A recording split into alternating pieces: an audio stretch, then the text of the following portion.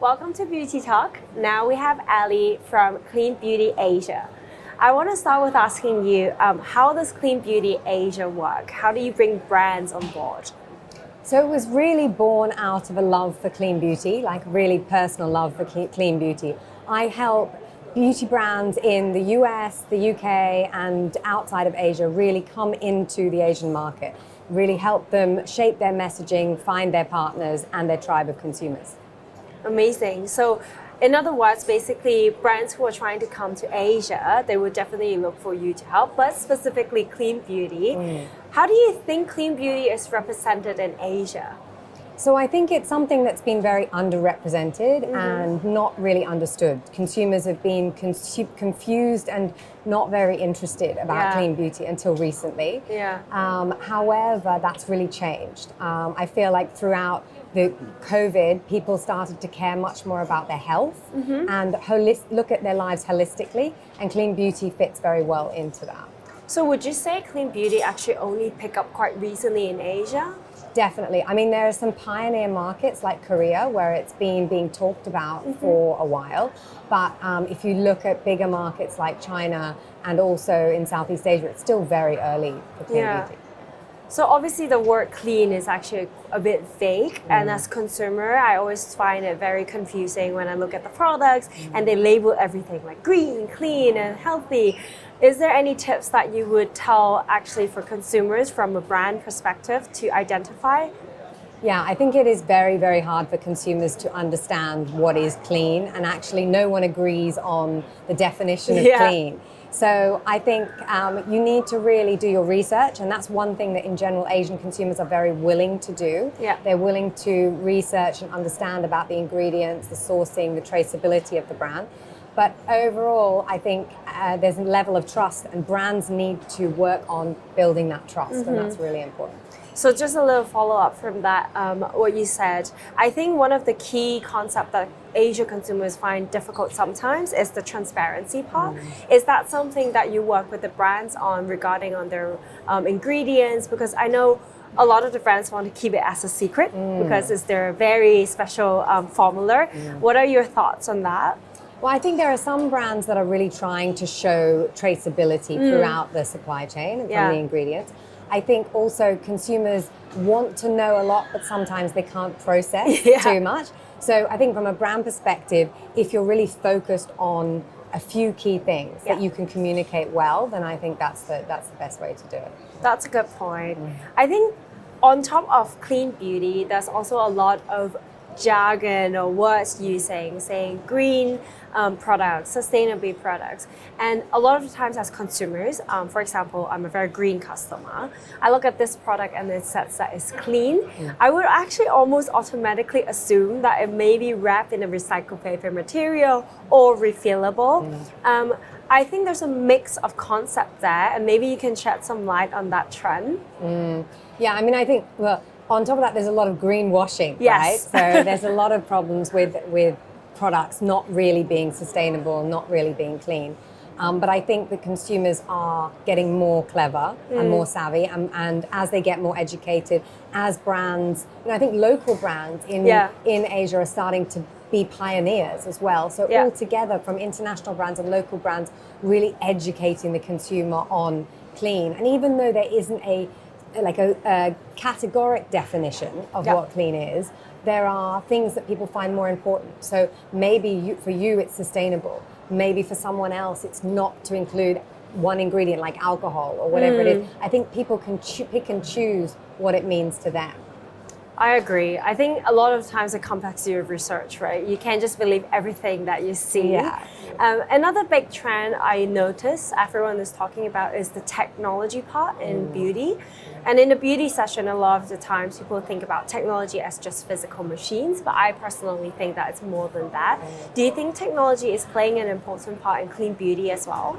Well, I think actually a big trend with clean beauty and technology is making clean beauty more effective, more efficacious. Because the reason that it wasn't popular in Asia for so long is because people associated clean beauty with non-effective products, right? Like the skincare, it's not as effective, so why would I buy that? Whereas now, a lot of the brands are using a lot of really, really sophisticated technology in their products to increase the efficaciousness and therefore make consumers want to buy it. And then the second thing on that is also traceability.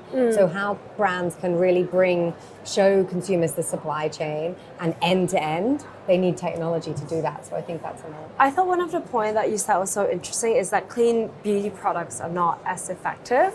It used to be that concept of that, and nowadays it's funny because a lot of the people and brands are going back to the roots. So a lot of them would probably ask, this is my grandmother's recipe, this is what people used to do. And I think that's something that's very interesting in the space. And do you think that's sort of an inspiration for a lot of the brands that you're working with? Yeah, I think that there's a combination of factors, right? So when you look at trends in Asia, you need to have that efficacy. The efficacy is essential. Function is essential. Consumers are really demanding. So if you're a clean beauty brand and you have a recipe from your grandma, you need to have it made with the latest technology, with the highest hyaluronic acid ingredients or whatever it is to make it effective. Otherwise, really it's very, very difficult in this market. So make sure that your products work really well and be able to talk to that. But even local brands are bringing in more like TCM, like traditional Chinese medicine ingredients. It's very popular to bring those things together. Yeah. And I think that's something that's making younger consumers more interested in clean beauty. Yeah, I think a fusion of both culture and natural ingredients and everything mixing together makes it very effective and cool, actually.